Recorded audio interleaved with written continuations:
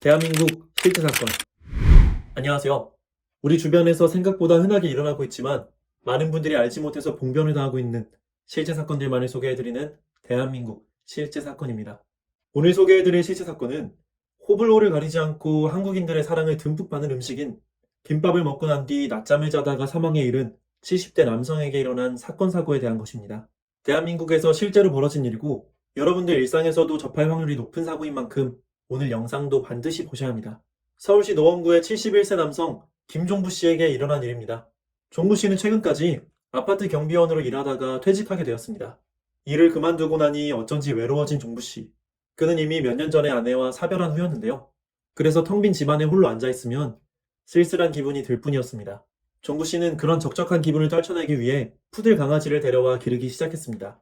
그 푸들 강아지가 종부 씨 인생의 활력소가 되어 주었는데요. 영특하기로 유명한 푸들답게 말도 잘 알아듣고 눈치도 빨랐으니 가끔은 사람보다 낫다 싶을 정도였죠.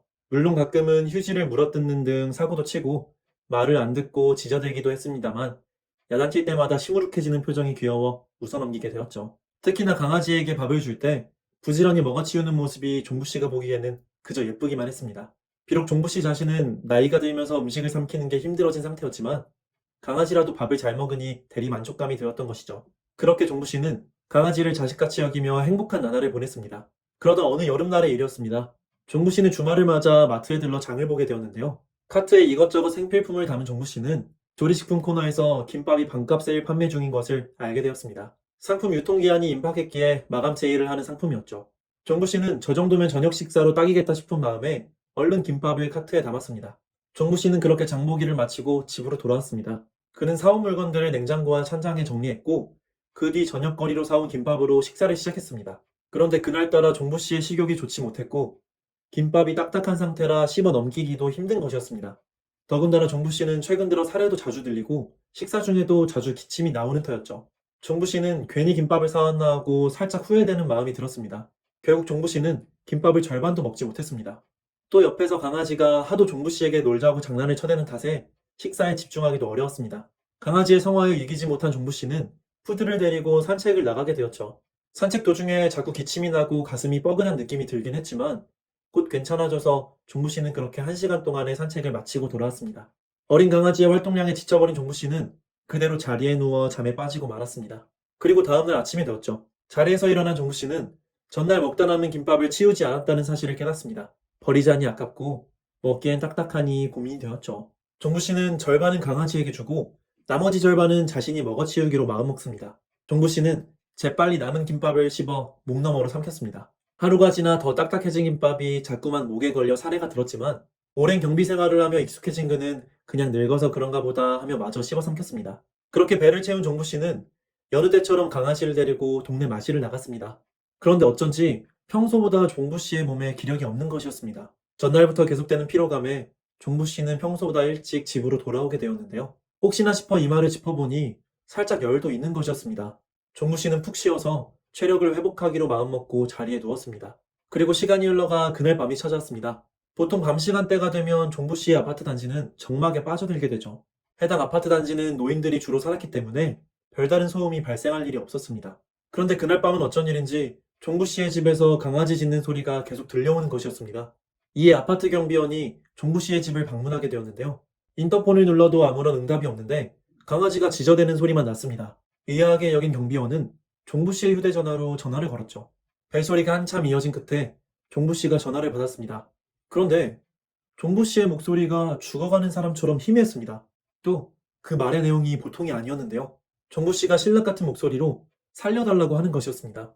이 소리에 깜짝 놀란 경비원이 마스터키로 현관문을 열고 내부로 진입했습니다. 들어가 보니 안의 상황은 처참했습니다. 종부씨의 입에서 토사물이 잔뜩 흘러내리고 있었고 강아지는 그런 종부씨를 보며 낑낑대며 짖어대고 있었습니다. 종부씨는 얼굴이 창백한 상태로 식은땀을 흘리고 있었는데요. 또 숨을 쉬기가 힘든지 가슴을 부여잡고 있는 상태였습니다. 사태의 심각함을 감지한 경비원은 즉시 119에 신고하고 종부씨를 부축해 앰뷸런스에 태웠습니다. 하지만 이미 때는 늦어 있었습니다. 앰뷸런스가 병원에 채 닿기도 전에 종부씨의 상태가 급격하게 악화된 것입니다. 구급대원들이 신속히 심폐소생술을 실시하였으나 종부씨의 심장은 멎은 채로 뛰질 않았습니다. 구급대원들의 갖은 노력에도 불구하고 병원에 도착할 때까지 종부씨의 심장은 다시 뛰지 않았습니다. 종부 씨는 그렇게 세상을 떠나고 말았습니다. 지금까지 서울시 노원구의 71세 남성 김종부 씨에게 일어난 사고 사례를 들으셨습니다. 종부 씨는 강화지와 산책을 다녀온 뒤 낮잠을 자다가 중태에 빠진 상태로 야간에 발견되었죠. 발견 당시에 종부 씨는 구토를 하며 식은땀을 흘리고 있는 상태였는데요. 거기에 호흡곤란 증세까지 보이고 있었죠. 과연 낮과 밤 사이에 종부 씨에게 무슨 일이 일어났던 것일까요? 사인의 정확한 파악을 위해 전문의의 부검이 실시되었습니다. 그 결과 놀라운 사실이 밝혀졌는데요. 종부 씨를 죽음으로 몰아넣은 원인이 폐렴이었다는 겁니다. 부검 결과 종부 씨는 흡인성 폐렴으로 인해 호흡곤란을 겪었고 최후에는 뇌손상을 입고 사망했다는 소견이 나온 것이죠. 그런데 여기서 중요한 것은 종부 씨가 일반 폐렴이 아닌 흡인성 폐렴에 걸렸다는 것인데요. 흡인성 폐렴은 구강이나 위의 이물질이 기도로 흡입되면서 폐에 염증이 발생하는 경우를 뜻합니다. 그렇다면 종부 씨의 경우에도 기도에 들어온 이물질 때문에 폐렴이 발생했다는 결론을 내릴 수 있을 겁니다. 하지만 여기서 의문을 품지 않을 수가 없는데요. 과연 어떤 물질이 어떤 경로로 종부 씨의 기도로 들어와 폐렴을 유발시켰던 걸까요? 우선 사건을 처음부터 되짚어 보도록 하겠습니다. 사건은 종부 씨가 하루가 지난 김밥을 먹은 것에서부터 시작되었죠. 부검 도중 종부 씨의 위장에서 발견된 김밥에선 포도상구균, 노로바이러스 같은 위험한 세균이 다량으로 검출되었습니다. 즉, 종부 씨는 하루가 지나 상한 김밥을 먹고 장염 바이러스에 감염되어 버린 것이죠. 그 뒤 종부 씨에게 발열과 두통, 설사와 구토 같은 장염 증세가 나타났는데요. 이때 종부 씨가 아침에 먹었던 김밥을 개어내던 순간에 김밥에서 발생한 포도상구균, 녹농균 같은 위험한 세균이 종부 씨의 기도로 유입된 것이었습니다. 그리고 종부 씨에게 흉통과 함께 호흡곤란 같은 폐렴 증세가 나타나게 되었고 종부 씨는 긴 시간 고통스러워한 끝에 사망하고 만 것이죠. 보통 포도상구균 같은 세균은 식중독이나 장염을 유발한다고만 생각하기 쉽습니다. 그런데 포도상구균이 기도로 유입되면 흡인성 폐렴을 발생시킬 수 있다는 사실 모르셨던 분들이 많으셨을 겁니다. 그렇다면 이런 흡인성 폐렴을 어떻게 예방해야 하는지도 궁금하실 텐데요. 흡인성 폐렴은 노년층 폐렴 환자의 20-30%를 차지한다는 보고가 있을 정도로 노년층에 많이 발생하는 질환입니다. 그런데 노년층의 경우 뇌졸중이나 노화로 인해 연하곤란을 겪게 되는 경우가 많죠. 연하곤란이란 음식물을 씹어 삼키는 신경이나 근육 감각이 떨어지게 되는 현상을 뜻합니다.